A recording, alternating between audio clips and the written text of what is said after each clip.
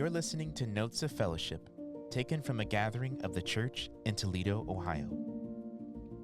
This message is called A Remnant for His Retaliation.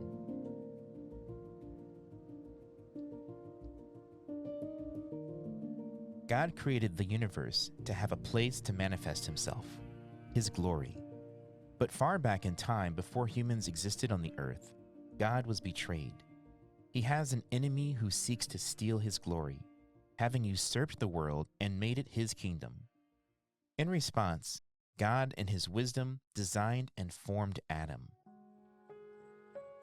Although a weak and vulnerable vessel, to contain Him, express Him, and represent Him.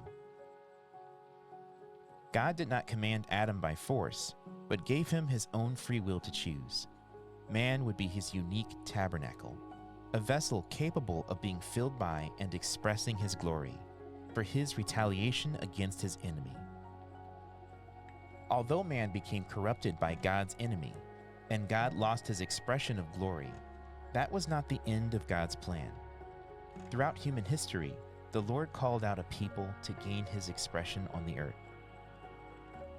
In the Old Testament, God had a physical place where He would manifest Himself among His people. The Israelites built the tabernacle in the wilderness, followed by the temple in Jerusalem. And even later, after the temple's destruction and their captivity, a small remnant returned to rebuild it.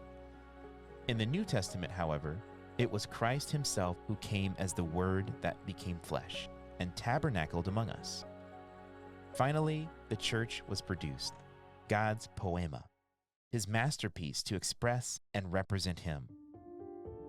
The church would be the woman whose seed will bruise the head of the serpent. Since Genesis, God's view never changed on how He would deal with His enemy. His victory would come through man. Thus, the church, as the last corporate Adam, the body of Christ, is destined to fill the universe with His glory again. Over the past 2,000 years, the simplicity and glory of the early church has been degraded. Many Christians today live for something other than the Lord Himself, and many who claim to represent the church instead represent division, flesh, and hypocrisy. But saints, there is hope yet. There is a fine thread that we can trace through the centuries. God's remnant boldly standing on the ground of the testimony of Christ, a chosen few, small in number, outcast from the world and religion, and living wholly dependent on God as His one body.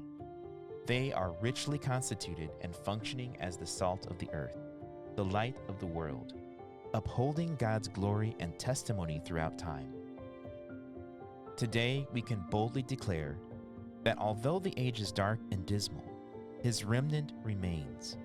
This same overcoming and glorious life that has sustained generations of true believers can still be found in His church today. Living by faith, we pitch our little tent outside the camp, standing against His enemy and under His glory. It is not only our privilege and enjoyment, it is God's original way to reclaim the universe. By such a living as the church, His multifarious wisdom is displayed to all rulers and authorities.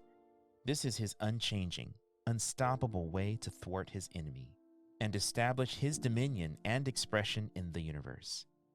Holding fast until He comes, His overcomers will be the ones who have authority over the nations, shepherding them with an iron rod. Let us be those who freely choose to take our stand and be built into God's dwelling place, hosting and expressing the hope of glory, which is nothing but this Christ in us.